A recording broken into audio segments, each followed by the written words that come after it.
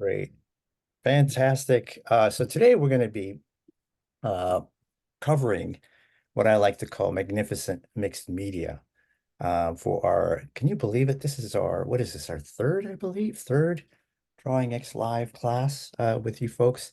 So happy about that. You know, we've just been playing, haven't we? We've just been exploring and being curious about all kinds of things. You know, that's what I love about this class is we get to experiment with all kinds of things, especially today. So for this live class for today, we're going to be creating a lively and energetic urban sketch, urban drawing, while we're going to be exploring the advantages of applying a mixed media approach to your drawing. You know, the focus will also be made on spontaneity and playfulness of our marks as well as in our application. What does that really mean? It really just means I love it when we don't think about it too much. You know, we don't have any real super serious expectations. We just, you know, we love our media, our approach, and we just kind of make discoveries along the way. And the most important thing, like anything else that we do, especially with what I teach, is that you have fun. All right. So any questions you have, just feel free to interrupt and chat away. And I want you guys to have fun as well. How about those references, huh? You guys like the references? Pretty cool. So we're going to be going to, They look pretty fancy. I know, right? Well, the interesting thing is that the first pagoda, I think it's in the first reference, the first photo, but it's the pagoda, the Japanese pagoda, right? So that might be the first one. That's actually in Hawaii. It's not in Japan like I thought it was. So Oh, they built this is that temple. the red one? Yes, yes. Uh-huh. Okay. The Byodo Temple. It's in Oahu, I believe. It's in the Hawaii Valley Temples Memorial Park. So we'll be doing that. And then the second one is in Myanmar, which is this beautiful pagoda palace, it looks like. I mean, it's just beautiful. I've never been to Burma, so I hope I get to be there someday. Can you imagine being there and just sketching like we're sketching here? So let's get ahead and go start. So that way we have a lot to cover because do have a lot to cover, but don't be intimidated. I'm going to show you a way that you can kind of approach two different paintings or sketches at the same time, especially when you're working with mixed media, what I like to do. All right, I'm so excited. Let's go ahead and go to our desktop here and let's make this the spotlight for everybody. There we go. All right, and I'm going to show you just pretty quickly what I'm using for my desktop here, for my art supplies here. So I have some pencils. Um, there's a few colored pencils that I'm going to be sketching and just casing in the general composition, right? And then I have my watercolors. I have a few different colors I'm going to concentrate on. I don't want to use the entire palette. I do like to use a lot of color and keep things vibrant. Um, this is interesting because it's a graphitent sort of color. So I like to kind of mix more earthy colors and more natural colors with some vibrant colors as well. But don't be intimidated by all of these colors. We're not going to be using all of them, at least. We don't have to. You can if you want, but I like to kind of keep things disciplined in that sense. So that's the watercolors I'll be using. I have some waterproof ink. That's always important, right? So if you have some waterproof India ink, that'd be great. And then I have my water containers, and then just a few different types of pen tools that I'll be using, a couple of different brushes. And I like to keep things relatively simple. I don't like to bring too many art supplies. That way I keep things a little disciplined, but also I can focus on drawing and painting. That's really the fun of it, right? So just a few brushes, right? Just for washes. If anything, if I'm going to do a larger wash, I might have like a 1 inch or half-inch brush, like so. And that's something that I'll use for just the background, for example, or if I want to keep things a little bit more abstract, or if I want to make very expressive washes. And then just a few different types of drawing tools, a pen, a dip pen, and some sticks. We even have some waterproof, just regular waterproof pens. If you want to use those are really good to use as well. All right, so I'll tell you what I'm going to do. Usually, what I like to do is I like to do a wash first, right? But I think what I want to do is I want to sketch in our composition first, right? I think that would be great. That way we kind of case in the general shape of our subject matter and we kind of edit the drawing and design the composition that way, all right? Sound good? All What right. paper are you using?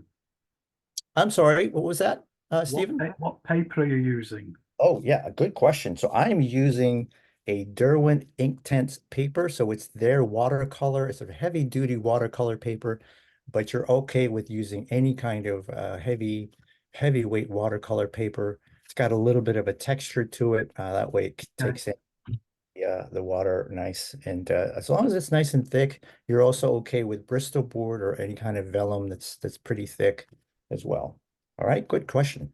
Yeah. All right, so let's get to drawing. I'm going to choose it doesn't really matter. I'm just going to choose a lighter color and just case in the drawing. And we're going to start with the Japanese pagoda. It's that red building there. It's beautiful. Um, and I think what I'd like to do is kind of keep it contained in the center, at least the composition. So the first thing I'm going to do is I'm going to look at that horizon line. It's kind of split right in the middle, right, horizontally, right? So I'm just going to draw just a nice light line, basically, to kind of designate where that horizon is going to be, right? The shoreline, if you will. If you look at the drawing, I'm sorry, if you look at the reference, you'll see that shoreline just about right halfway on the page, right? And then we have our left and right? Keep things nice and simple that way. That's really going to be the end of our page there. And then we're going to have the top of the page right about there. And it kind of comes at an angle, right? Just like that. And just like that, we've cased in really the composition of this piece. And that way we can go ahead and immediately start drawing, right? And this is going to be a nice, loose, very playful way to sketch. I'm going to pick the largest object right in the center. That's the biggest pagoda right in the center. And I'm just going to draw the rooftop, right? It's approximately a third of this composition, like right in the middle, right? It takes up a little bit more than a third of it. It's a beautiful building, isn't it? So I'm just going to draw that. I'm not worried too much about it being deadly accurate, just wanting it to make a nice drawing, really, right? And if you're not sure what the bottom half of it looks like, it's okay. Just go ahead and put it in there. Just imagine it's just going to be the side of the building that comes down, right? And then the length of it goes almost the length of the side here like that. Then we have the rooftop, right? It comes down. Then we have a little bit of an angle, the second rooftop here. Aren't these beautiful? It's just got this really, really interesting architecture to it. Lots of different angles and stuff. So there we go. I'm just counting how many kind of angles there are in that rooftop. That angles to the right. Looks like there's one, two, three. There's the main one here. And now we can just kind of put in a few other details that we want. Okay.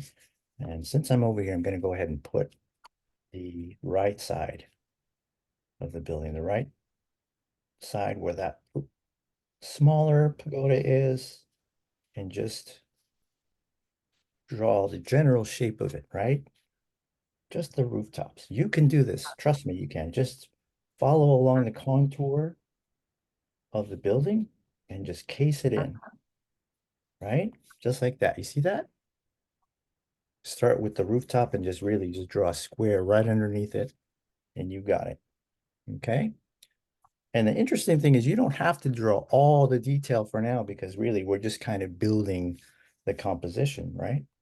If you want, you can put in the shoreline here. It's beautiful kind of greenery that comes, kind of wraps around the front of it there. Then there's a little bit of a trail, beautiful pathway that just goes right along the front of the pagodas. And then we have some trees. Let's put in the trees. I think that'd be interesting to put them in there. And if we don't know what the side of it looks like, it's okay. We can kind of finish it off. We know what the other side of the trees look like, right? No big deal. Right, then we have some mountains here in the background.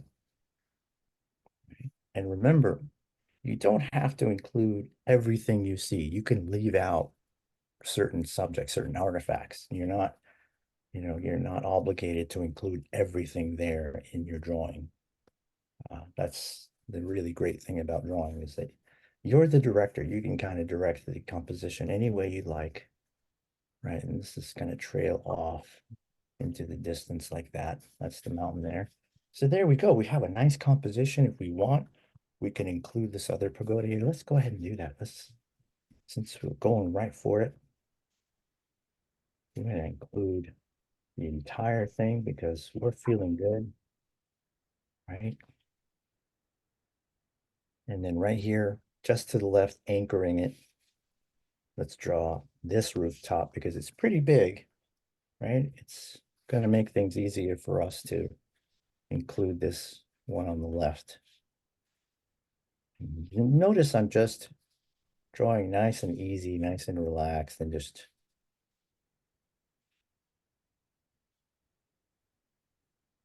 including some of the larger geometric shapes that I'm seeing, right? And this kind of trails off like that. And it's just a big cube, isn't it? It really is. It's just a big cube. That's all it is. There we go. Look at that. And if you want, you can just start to include a little bit more information here in this sketch, right? You can kind of start to mark things down. For example, if you want, you can include some of the larger, if you're confident enough. I know you can do it. You don't really need to gear up for it. You can just lay it down. You can kind of put down some of the larger shapes. So that way, it really is a much better guide for us to include in our watercolor, right? For example, the side of the building here, so we can frame it, and then the rooftops of some of the smaller pagodas there. And then we can just draw the balconies, for example. Right, you'll notice I'm just going from big to small. No big deal. It makes it a lot easier to see the entire picture plane, to see the entire composition. We have what looks like a staircase here that comes forward, right? We have lots of really beautiful horizontal lines that makes up some of the frames. That's my favorite thing about this kind of architectures in Japan are these just lovely lines that they're creating. It doesn't it remind you of some of the houses, some of the German architecture I've seen, some of the traditional houses that I've seen there in my travels to Germany kind of remind me of that, especially the window frames, the way they're very geometrically patterned. It kind of reminds me of that. So I'm not going to include everything here. Like I said, it's just want to make sure just the bigger bits of information is taken care of, and that'll give me a good idea, where the composition is. That's looking really good, right? Kind of raise this up higher so you could see more of the composition. There we go. See, we have some space down here for the water if we want to include a little bit of a wash there, right? I'll go ahead and zoom in so you can see the drawing better. All right. So now we have this cased in. We have a couple of choices. We can go to the other sketch and draw that, but let's concentrate on this for now. Let's do what we can do. Let's see what we can finish in this amount of time. So I'm just going to go right for it, and I'm going to just choose some red and some green for the background, and then maybe a little bit of blue for the water. And the cool thing is you can alter. It's up to you. You can really change the color palette, right, to your liking. And I'm just going to use this smaller brush here. I also have another round brush, which will work. This one here, right? And the other side of my reed pen has a nice brush to it as well. All right. So all of those brushes can work if I want them to. And So I'm just gonna take some water here. Got my water container. Got a couple of them over here. And I'm just gonna choose the bigger areas of red, right? Just the bigger areas of red. I'm gonna make, it's okay that I have a little bit of water, a little bit of color already on there. This particular pigment I'm using, it's pretty opaque. So, and I kind of like when the colors mix a little bit, makes them look more natural and a little bit more interesting because I love to mix my colors. I don't like to use it straight from the tube or straight from the palette. So that's looking like a good red. Now I can always add the red on top of there, right? So just create a nice wash with this red, and I'm just going to go right for it. Look, I'm going to just put down nice, healthy amount of red on there. And I'm kind of tipping the brush as well, right? I like these two different colored reds that we're mixing. If you can, mix a couple of different colored reds, right? So one's a little bit warmer with some orange in it. One's more of a pure red. And the other one over here has a little bit more wool color mixed into it. I'm going to use that for now. And then we can go ahead and just have fun. And just, when I talk about having fun, what I like to focus on is just being spontaneous with the mark making and not worrying about it being too perfect and too exact, right? It's just being nice and loose and being, very forgiving. It's okay if it's going to be, if it's a little bit rough around the edges and not as polished. It's the most important thing is that we're learning a lot about the materials that we're using and how they go together and what works. That's really the most important thing, isn't it? And there's a whole bunch of different layers here. It's almost like a cake, isn't it? So many different beautiful layers. And already, look how that's looking. Isn't that nice? That red? That's a nice color, isn't it? I'm just going to keep on going. You see how it's kind of a dark red in the background? I'm not going to I'm not going to paint that just yet. I'm going to leave that for later on if I want to darken that background to make it look like it's it's that hallway receding into the background. So I'll go ahead and just pick a nice general color that will represent most of uh most of the local color that we're seeing there. And you can be a lot more playful with the color palette. You don't have to stick to um, just what we're seeing in life. You can really just play around with the different colors, right? For example, you can kind of bring down some of this red into the shadows, and that's going to make it a little bit more natural, right? And even it's a good idea to do this. Let's do this. Let's go ahead and add a little bit of water to the wash and make a reflection just right here, right along the bottom, right? And just make a reflection. Here's where that big old brush comes handy. When it gets handy, just pull that down, right? That's going to give us a nice solid reflection.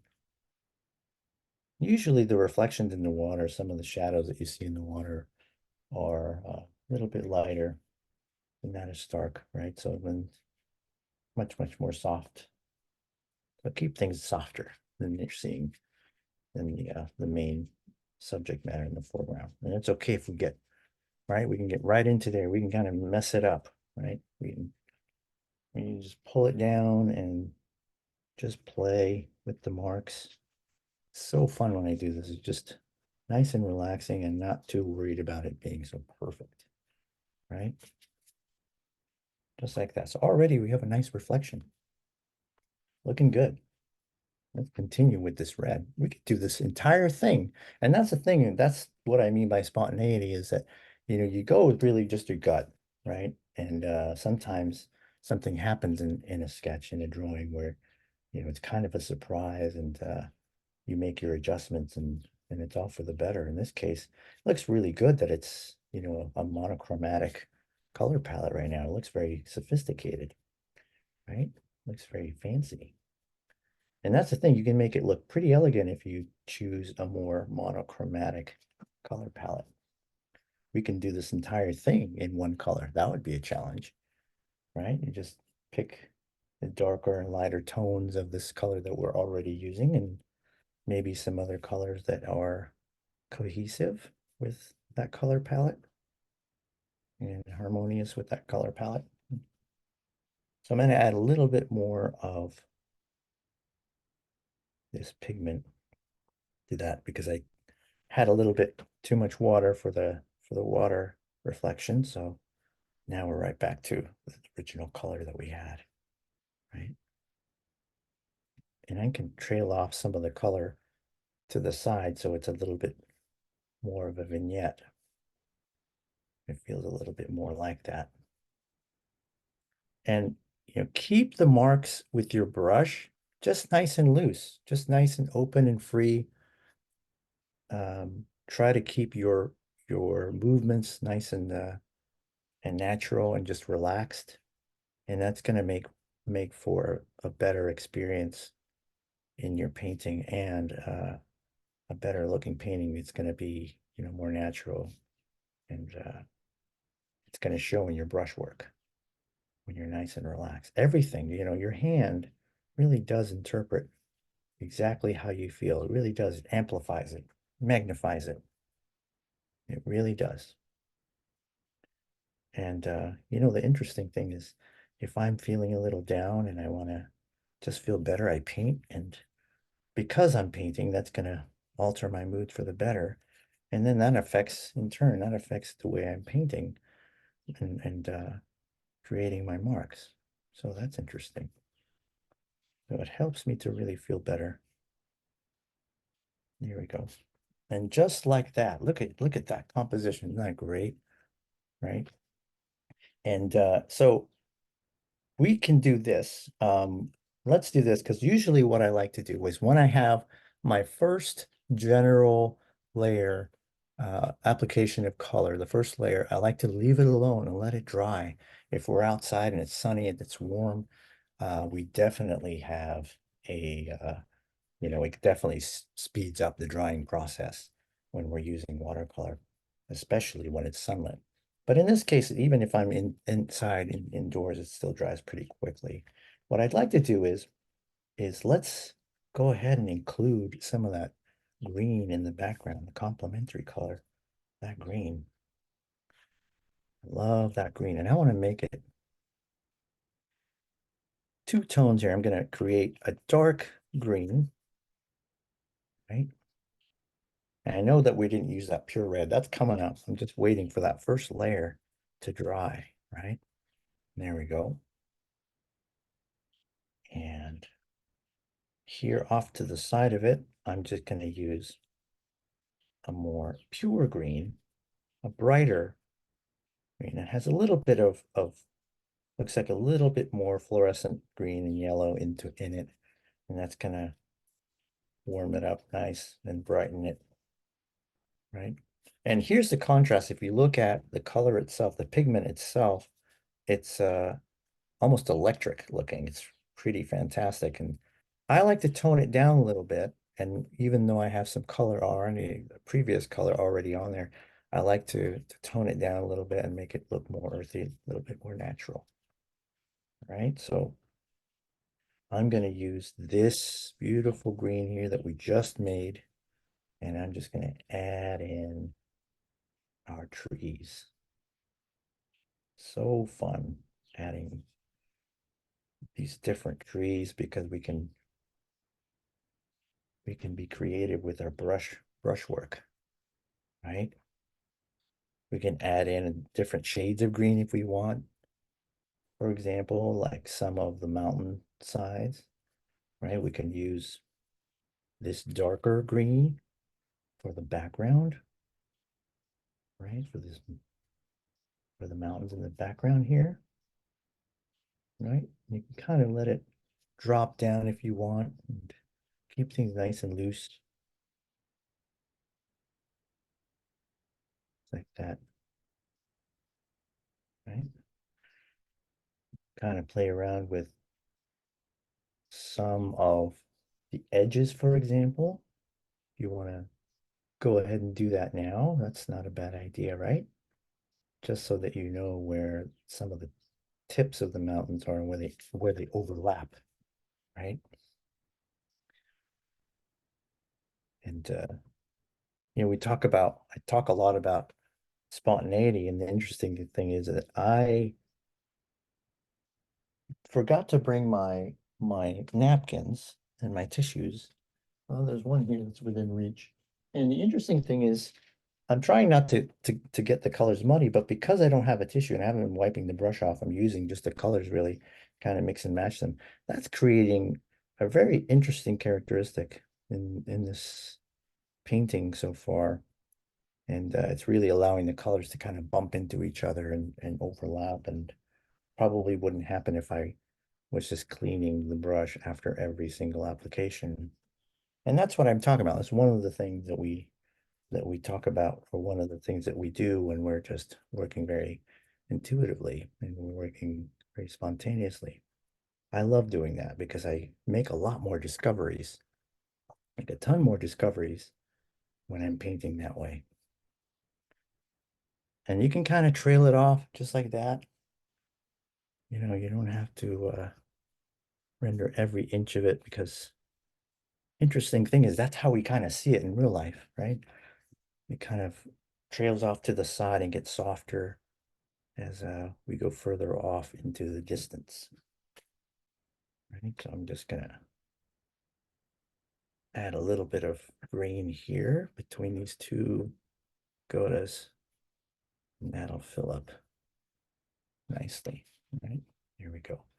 So that's a little bit darker than what my video is showing. There we go. That way you guys can see what I'm looking at. So far so good. Look at that. Isn't that cool?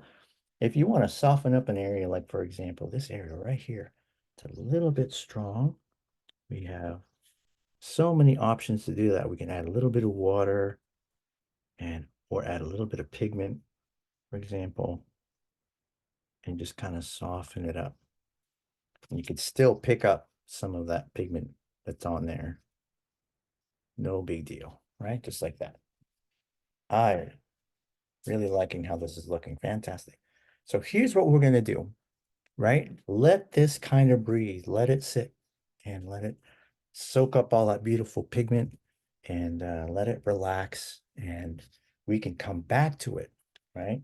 When we come back to it, we have lots of options. We can use our colored pencils to really enhance some of the details that we're seeing, or we can keep adding some of the watercolors. But this is the mixed media class. I want to show you guys how fun it is to definitely use all types of different medium. So I'm gonna put this aside, right? So just set it aside, let it dry. And here's the other cool thing is when you're using a watercolor paper, that paper, you see the surface of it, it's not buckling at all. It's nice and smooth. It stays pretty intact, right? It's a nice thick paper. Beautiful. And it takes that color really nicely. So I'm going to set this aside for a second, for a few minutes. Now we have a fresh new piece of paper. I'm going to turn it this way. A little bit of smudges on there. There we go. Now, same application, right? But here's what we're going to do with this one. Let's try this one. Let's keep this one even more loose. We're going to just go right for it and go for the gusto. And we're going to be brave with this one. We're just going to go right straight to watercolor with this one, right? And I'm just going to use this one flat brush, right? And here's something interesting. Remember all of that water that we put in, that some of the water from the brush that we dirtied up this water with? You know what's interesting about that is we can use it to kind of stain, right, the area.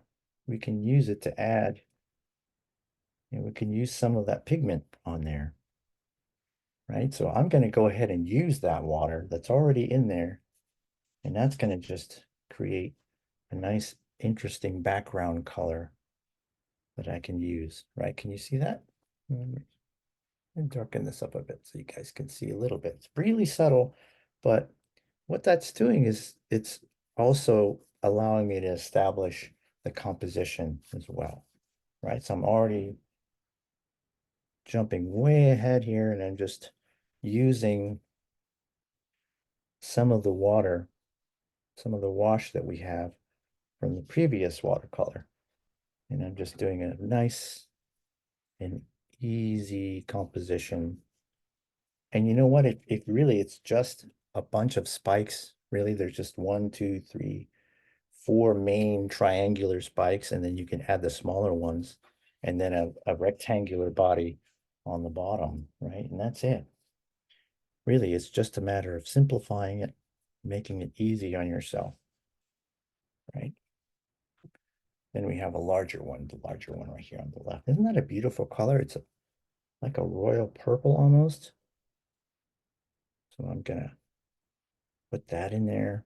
That one's a little bit higher, and the body is a little wider, right? And then right here in the foreground, we have that open space where people are walking. So now this is still wet. You can see it's kind of glossy, right? So that's where we can take advantage of that and just start adding color, right? And I have my more vibrant colors here, and I'm going to use more of my vibrant colors and just go straight for it. So I'm going to maybe not mix as much, and I'm just going to go right into it. Use some of my yellow, mix some of the orange with that. And look, I'm just going to put it right in that wash. It's already a little bit wet, right? And I'm going to use the edge of the brush to kind of put in some of the roof line. So that gives me an idea approximately where it is. And then some of the larger pillars, some of the larger columns that we see there in the background, in the foreground, that's going to give me a good idea where things are, right? So just because it's still wet, it's still the surface of this paper, it's still wet, we can keep the wash nice and loose, and we can work with that. And this beautiful one in the background, it's just immense.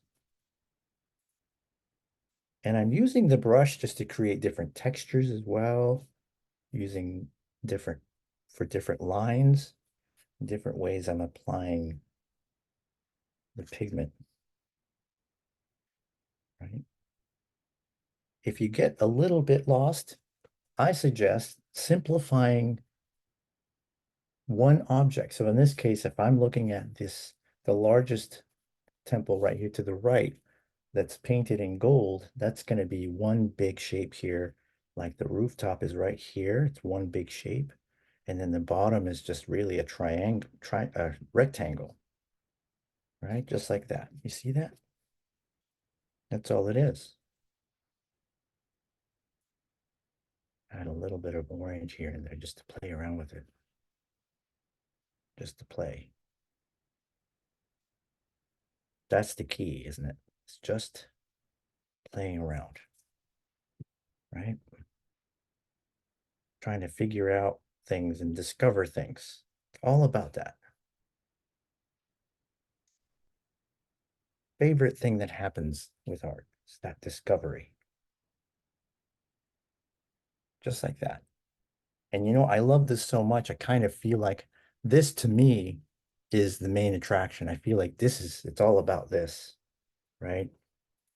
So I'm going to focus on this right here and maybe just add a few of the temples around, flanking it to the left here, but I won't focus on them too much, right? So they're a little bit greenish blue if we'd like, but I'm going to go ahead and just add a little bit of yellow. It won't be too much. So I want to make sure that the focus is on this building here.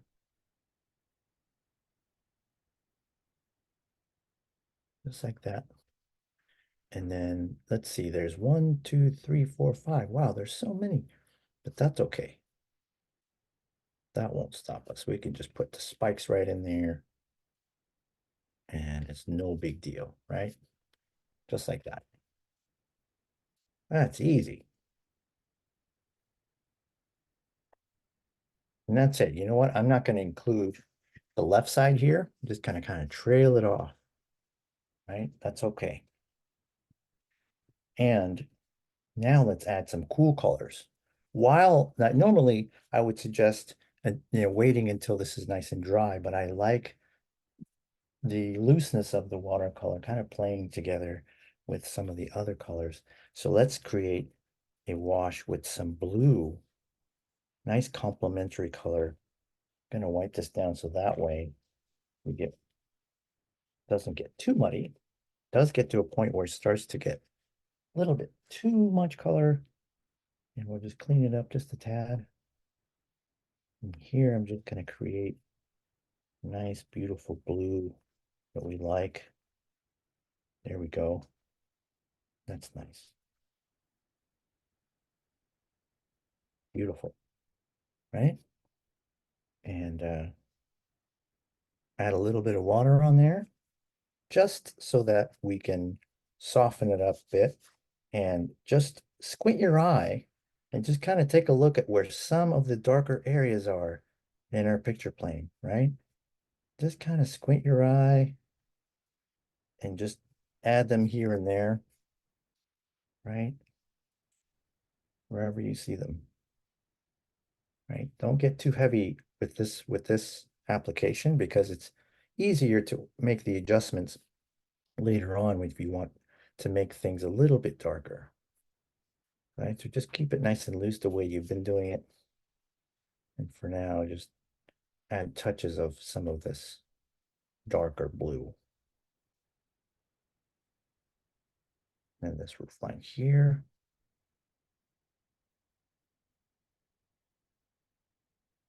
Nice and easy, nice and loose. I keep things very playful. Basically, I'm keeping my brushwork nice and light. And I'm going to add a little bit of a wash of the same tone of blue to the foreground, right? Just to give it some texture in that foreground. And you can kind of lighten up the blue that way. Just like that. So we know that that's the foreground color here. And I'm going to push some of these shapes to the back with using this blue that I have. And just put the shapes in there for now.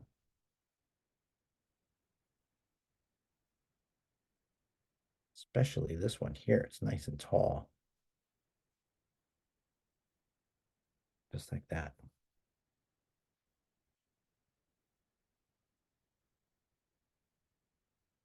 Go.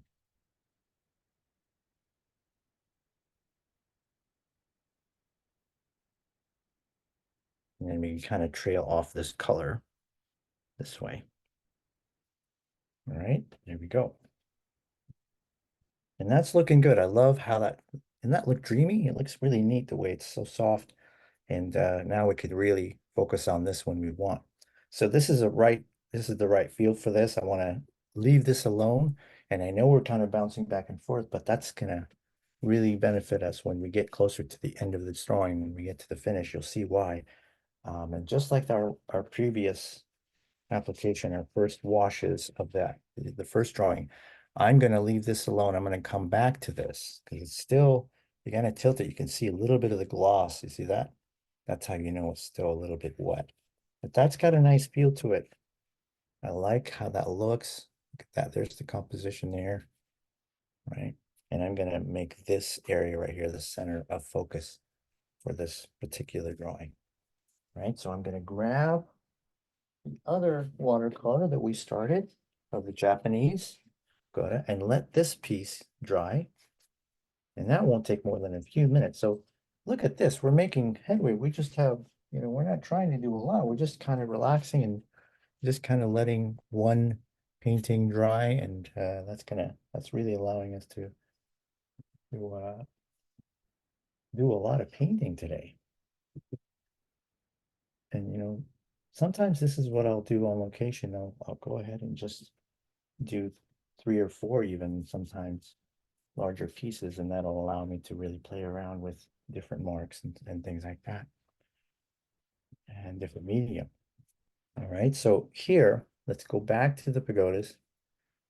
Now, I kind of feel like I want to just go right for it and just start drawing because I love the feel of this, right? So I'm inspired to use some ink, right? Let's use some ink. This is nice and dry, right? And you can kind of touch it and pat it down. You can see, you can feel it with your hands. It's nice and cool, right? There's nothing glossing on the watercolor. You can kind of turn it and you'll see there's no gloss there. So it's nice and dry. So now the ink is going to sit right on top of that watercolor. So I'm just going to grab some of my dip pens. I like this one here, and also maybe this bamboo pen. And how about this stick? Let's draw with that stick. That sounds pretty good. That sounds about right. Just keeping things spontaneous, right? Just kind of seeing what happens and using our intuition. So I like these 3 pens here. I'm going to use the larger reed pen in the stick. Got a bigger chunk at the end here. That's going to allow me to create some bolder lines. And I'm going to use, I don't trust myself to not spilling this. I'm going to use the one with the wider base at the bottom. So that way I don't spill. Ouch, I found my stick pin. Oh, yeah. Yeah. Well, this one I have 2. I think I don't know if you were in our other class we were drawing with. I have this branch, a full twig, yeah. and then a stick that I carved Right. down. Well, I've Right? got this bamboo pin, so I'm going to try that out. Nice. Yeah. I'm probably going to use both. So I'm getting soaking up some of the ink here and the tip here, and just letting it soak up some of that nice ink. And I'm just going to go for a few very expressive lines to keep things very energetic and flowing. So I like just creating some nice marks with this heavier line. That's going to give me some different types of variation really with the ink. And that's what I love about a good drawing instrument, is that I can really play around with the types of marks that I apply.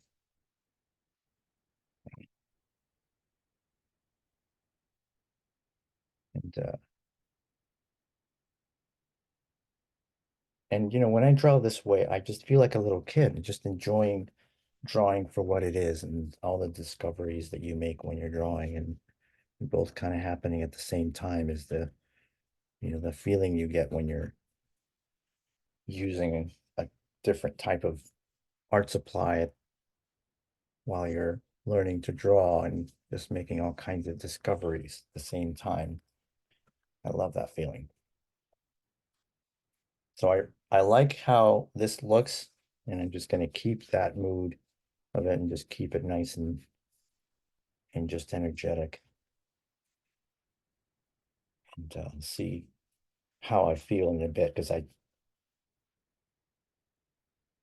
for me, it's all about how a drawing feels, and that's top notch for how I draw. It's just want to create a feeling of being there, and was it like to be there, what it must feel like to be there. Boy, it looks like such a peaceful place to draw. It's a spectacular place. How nice it would be for us to all be there right now and just draw this. But you're here with me, so I'm very grateful that you are, because I'm having a great time. I hope you are as well. Right, so I'm just balancing out the drawing a little bit and not being too careful, just being a little bit more loose with my line, and really just trying to be more expressive with my marks and seeing what works. right? All right, so I'm gonna thicken up this line a little bit, and I want to have just a nice big bold mark here that's thicker, because I don't have that really anywhere in there. What I love about this stick, I can really start to look what happens when I turn it. It just creates this nice texture.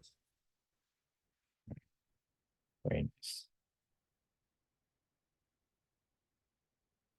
From here, I want that to be nice and strong. Got a beautiful shape to it.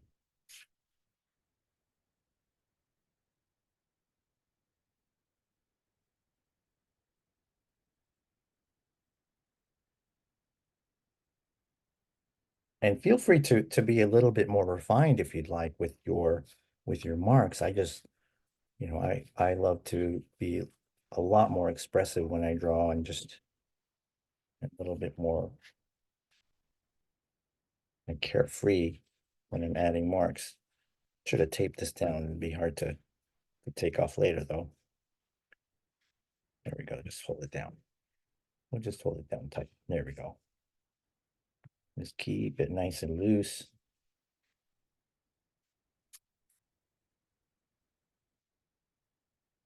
Right, like that.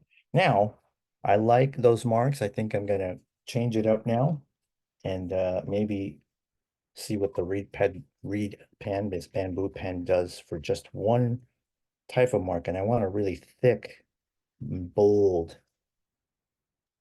Yeah, just like that. Nice and heavy. It's almost like I'm creating a little bit of a tone with the mark as well. Right? Just in some spots where I do want some contrast. For example, right here in the foreground, there's a little bit of shadow there. So I might add that. And then right here as well, the doorway. Right. You can use the brush to kind of smear it too. That's always interesting.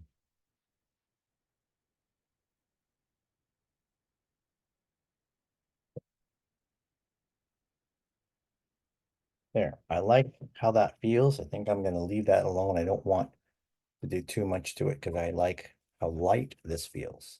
So everything's just really about going with what your mind is telling you, what your heart is telling you, right? My heart's telling me this feels really good. Nice and light, actually. It feels nice and airy. That's kind of how I imagine the air would feel like if I was sitting there. We were all sitting there and just drawing this beautiful place. So I'm going to keep that intact and just keep that nice and airy sort of feeling to it. I might just add one little line here just to give me slight detail or suggestion of the shoreline, just to give you an idea. Gonna wash this brush. Just gonna put it back in the water and clean the nib. So that way we can use a different color if we wanted. Nice and clean. All right, so now here's the cool thing. Now, because we have this, we're getting more and more detail and more precise with our drawing. Now we can go in with different colors if we want, right? Adding the second or third layer of colors if we want. And here's where really the drawings, both watercolor paintings, they just start to liven up very quickly, right? Things start to happen. And here's, gosh, it's one of my favorite parts of the drawing, really, when it just starts to really liven up, really just comes together. And I want you to just really just play around here. Just use any media you want, mix and match. If you have crayons, try some different crayons, and just play around. So I'm just going to add a few greens here and there, and I'm going to use more solid color. I'm going to use less water now, right? Just so that you get a lot more vibrancy in my color, right? So I'm going to use a lot less water and just keep things as playful as they've been. Just kind of mix and match my greens, different greens here and there. Just kind of pull things into the water and let things drip, for example, and just really be playful with it. Here it's nice and dark. And I'll go ahead and let the pigments kind of bleed together and bump together and say, how are you doing? How are you doing, lime green? How are you doing, light green? Just let things kind of play together, right? And I'm just going to use this one brush. That's it, just this one little brush. We'll just keep things nice and free, spontaneous. There we go. I love that. Right? And one of my favorite things about this building is how beautiful that red is. And I feel like we haven't really captured that. So here's what we're going to do. I'm going to mix a nice, remember that red? It's kind of dried up on us. So I'm going to mix a nice solid pure red in there. I'm going to give myself a couple of choices here. And then the same red, but with a little bit of a darker tone to it, right? Just a darker tone, a little bit of purple if we want. You can add a little blue if you want. It's up to you. Even a little bit of green, right? Whatever color you want to use. Look at that. Isn't that nice? Those two colors there. Isn't that beautiful? Right, and that's going to give me some good options for this beautiful building. So now, love how this drawing feels, right? So now I'm just going to add some of this red and just kind of be strategic with it and figure out where I want to put things and just a few suggestions of some of the red that we're seeing here and there, right? Especially with this building here, what I kind of feel like is beginning to be the main attraction. Something just come forward and say, I want to be the main act. I want to be the star of the show. And that's right here. That's happening in this building right here. It's saying, I'll do it. I'll be the star. I'm not shy. So I'm just including just some of the details. And because we have, we have that background layer established, right? We can still be nice and free and nice and spontaneous with our marks. Add a little bit more red here just to keep things going. Just use up this red here pretty quickly.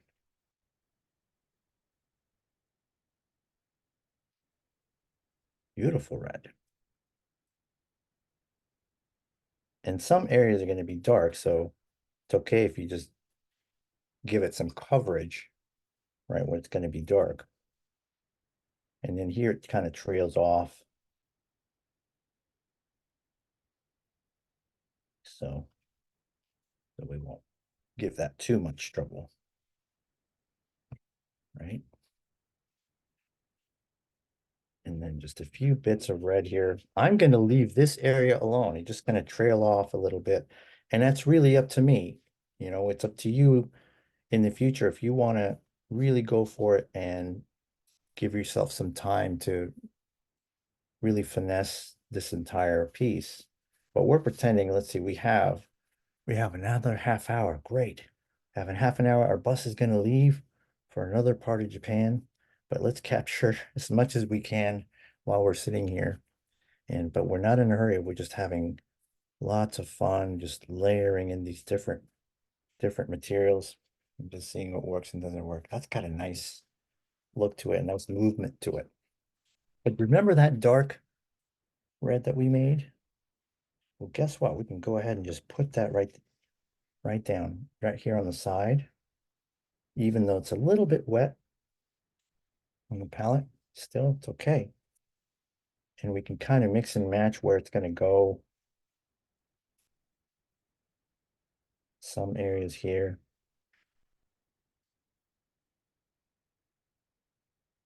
Some areas to the side where there's windows and there's doorways, for example. And it's going to give it some real depth.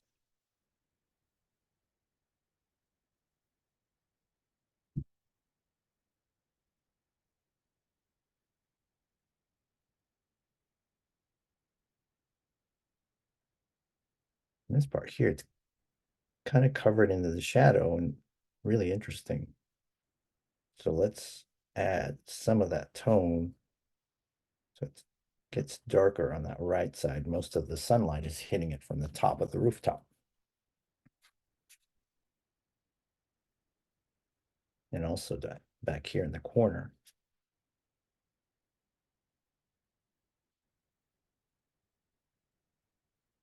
Right, so you could see there's just a little goes a long way. It's up to you how far you want to go and how much you want to really detail this entire drawing.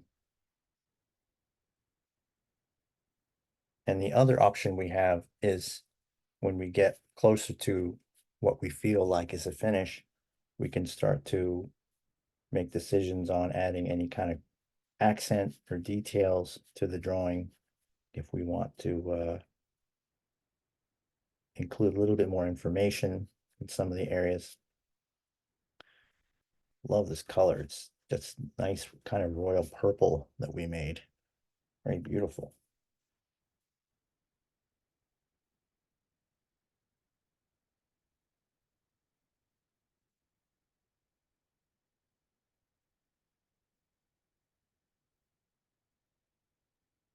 I'm using slightly more pigment than water this time, just because we're using this particular layer of colors and marks to zero in a little bit closer to some of the detail that we want to include.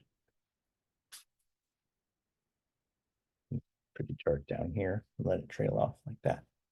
All right, so not to ignore that other drawing that we have of those beautiful temples, right? This has got a nice feel to it. You know, this by itself, for me, feels like a really nice color study, a nice sketch study that we have, and it's using really three different media. We have colored pencil, we have ink, we have watercolor. We can still add more, you know, if you have some crayons for some highlight colors and some added touches. But let's put this aside. Boy, this is fun, just kind of jumping around. We're going from Tokyo or Japan to Myanmar to Burma. Boy, we're flying around back and forth, right? I love it. So we have some time. Let's go ahead and work on this one here. Right. And for this particular one, I'd love to play around with our colored pencils, right? I have really just kept it disciplined. So I only have 4, so that way I don't go too far or too heavy with different types of pencils and all kinds of colors. This one I want to draw, I want to really just draw the heck out of these temples that we're seeing here. And I'm just going to include, let's see, this is the brown and kind of sienna, or kind of a burnt sienna, these two here. I'm going to use these two for the background for the temples, right? And let's see. Let's just tape this down. Just draw with both hands because that's going to keep it nice and loose. If you want, you can just draw with your opposite hand as well. If you draw with your right hand, try drawing with your left hand. That's a really interesting way to draw because it keeps things nice and relaxed. And you're not so focused on things being so perfect, right? And the other cool thing that happens when you're drawing this way is that you focus on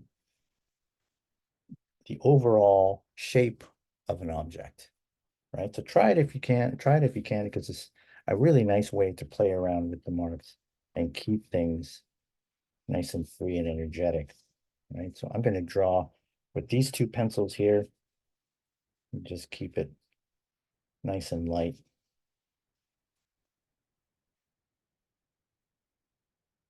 And I'm just looking for things that kind of follow a contour line. So for example, I'm going to go right along this horizon line right in the center here and just draw some of the silhouettes of the people and some of the foreground of this building that I see.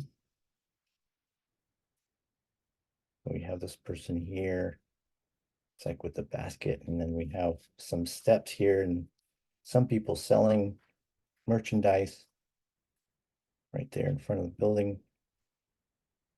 Then we have another line here, people. Example, this lady in the foreground. That's cool because we're creating two different colors on there. A little girl, nice hat, nice sun hat. Then the dad walking her. Right, so I want this to feel a little bit more, I want to show a little bit more of my drawing in this piece. And the great thing is that we've already established the most of the shape of the building in here, so we know where we can kind of place things.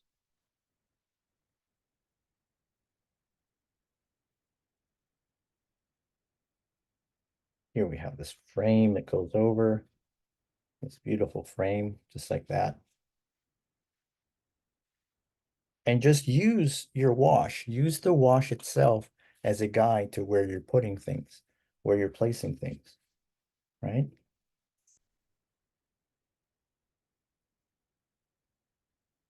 It's nice and fancy.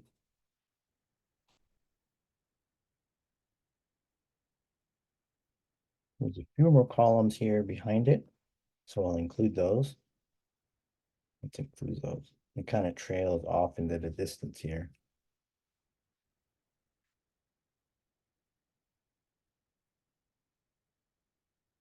Roof line goes further off into the distance.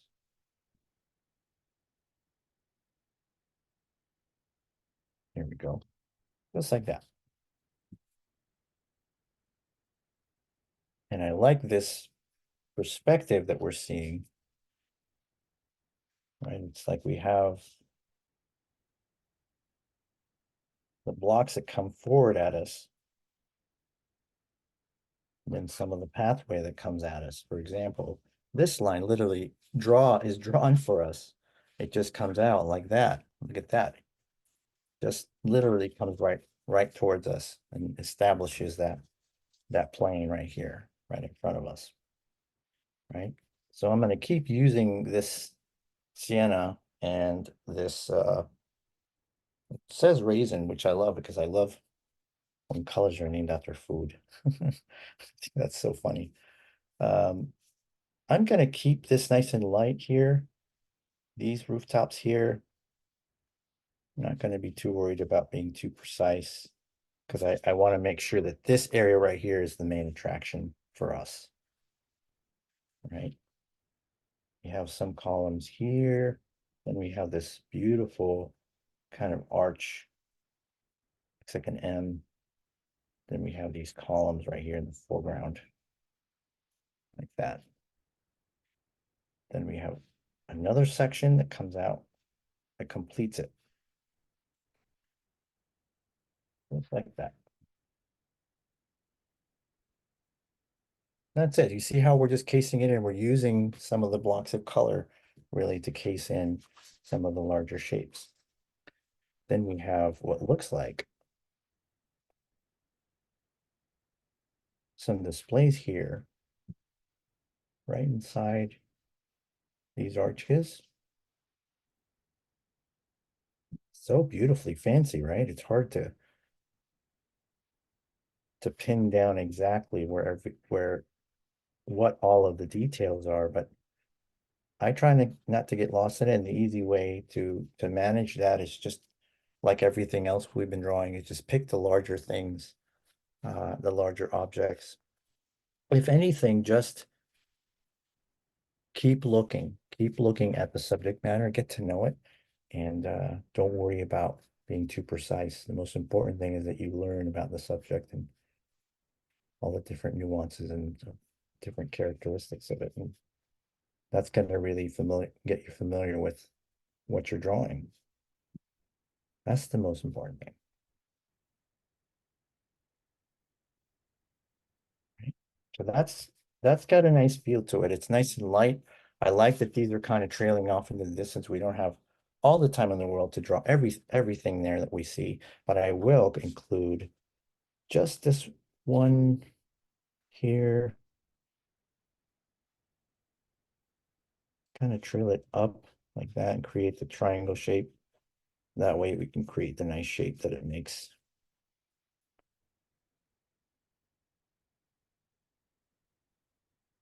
Top of it there. And then the roof line. Everything is just so beautifully decorative. So beautifully decorated, each part of it. Just so fancy. Right?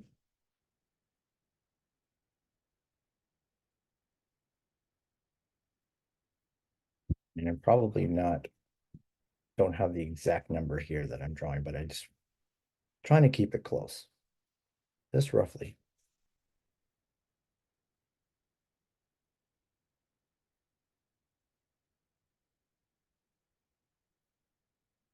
So, and I'm gonna just finish this side here just so that it keeps the drawing nice and balanced, right? So I'm gonna just draw the tops of them, the shape, the overall shape of them.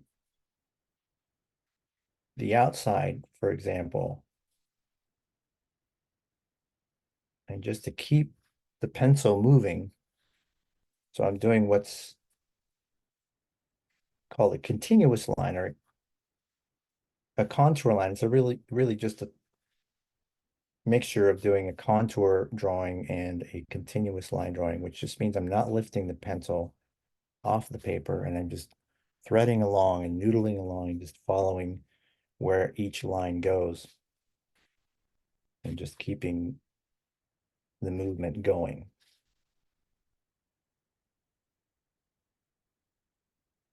Right?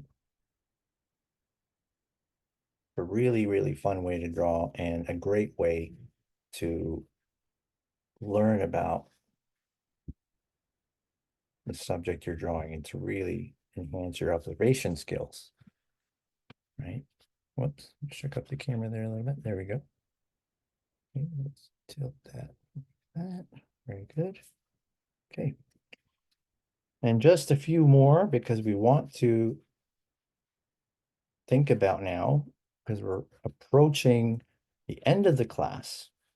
Just toward the end, not to worry because that's the great thing about drawing is you can finish when you want to, just when you feel like it, right? You don't have to keep drawing if you don't want to. The most important thing is just how you feel, that it feels good, that you're at a good spot and you learned what you needed to learn. You'll notice I'm kind of changing the marks. I'm turning the pencil a little bit here and there and just creating different textures with the pencil and just varying the different weight, different types of weights that I'm adding to the color. And here I'm just gonna create an outline shape.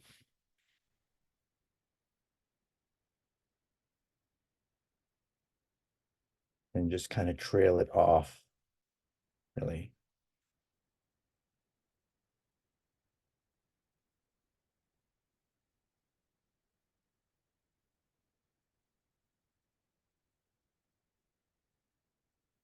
Just like that, right? I'm not going to detail this area really because for me, it's all about this area right here, right?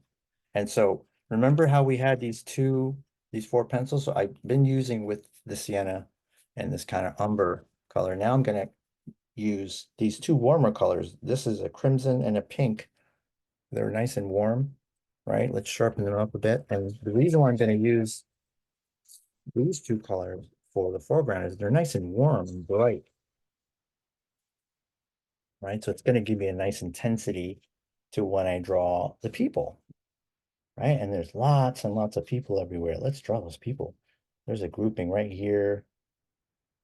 And you know what? The key to this is just not to be too concerned about how perfect it is. Just practice, right? Let me zoom in a little closer here. There we go.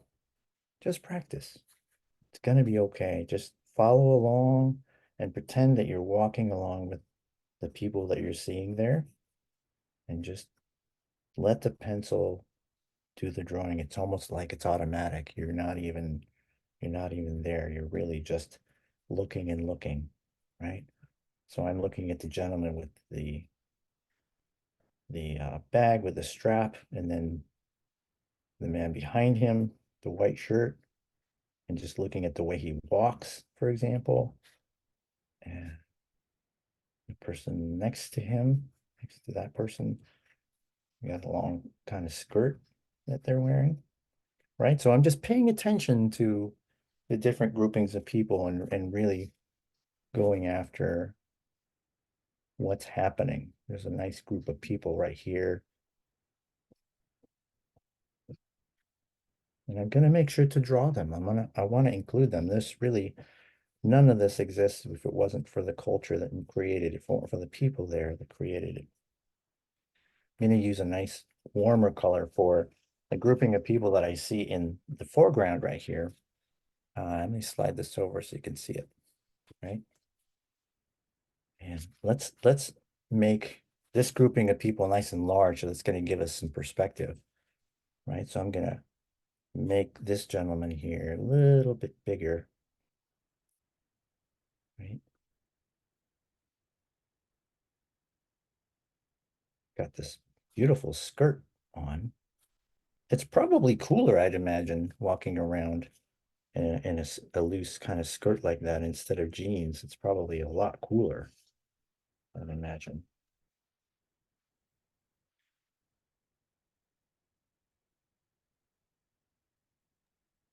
I have worn a kilt and it is.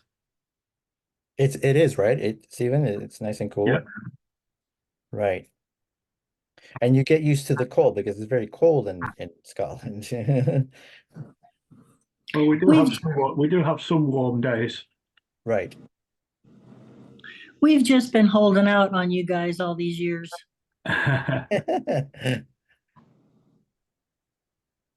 All right. Yeah, There was snow here this morning. yeah, well, I'm lucky because the interesting thing is in New York the seasons are very punctual. It's almost like the very first day of spring, right on the dot, it warms up about 20 degrees, so it hits spring pretty quickly here in New York. And I'm just going to add these two characters here just to give us some foreground, right? And that's really it. Look at that. Look at how it balances the drawing. I really like how that feels, and it's got a nice kind of sketch looseness to it that I love. And we can detail this a lot more. Obviously, we can go in there with some ink, for example, and really detail some of the beautiful sculpting and the ornateness that's right in front of the temples here. We can do that with a fine liner nib, for example, or a bic or a ballpoint pen, for example. You can go in there with the ballpoint pen and just kind of detail, some of these areas with it, right? And that's pretty handy. So this by itself right here, it's a nice drawing. It's got a nice feeling. I could accept this in my opinion as being really closer to a finish or just complete. It's a nice loose sketch, right? And let's go back to that pagoda, because drawing with this colored pencil made me want to include some details with this one here to really finish it out, right? So like I said, you can finish it out with a pen, with a dip pen, but I like these pencils. I've been drawing with them for this one here. So I want to include and really make it a true mixed media piece. So we will have, let's see, 1, 2, 3, 4. So we'll have 4 different materials that we're using. There we go. Just sharpen up the tips real quick. And all right. And I'm just going to include some of the detail that I see. For example, we've got some nice texture. We've got some tiles, I mean, for the rooftops, right? And we have some details we can include in those rooftops as well. Some of the panels that we see, for example, and some of the line work that we see.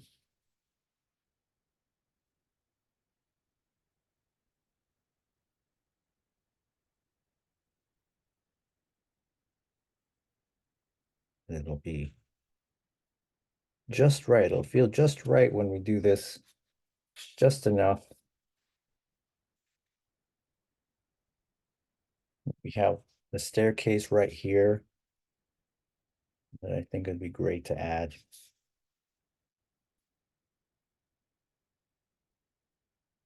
It leads right into the doorway here. The main entrance. And if you have some crayons too, that works well to add to this kind of flurry, the end, our finish.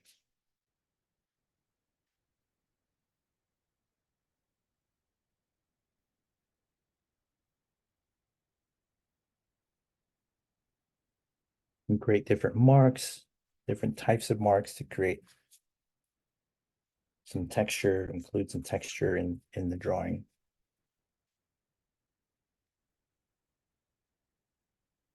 And we are approaching our finish to the class, so I want to make sure that I give you folks some time to share if you'd like to. I love it when you share your work with us because it makes me so happy and it makes me so proud to see what you guys accomplished today. And I want you to be able to get some feedback as well.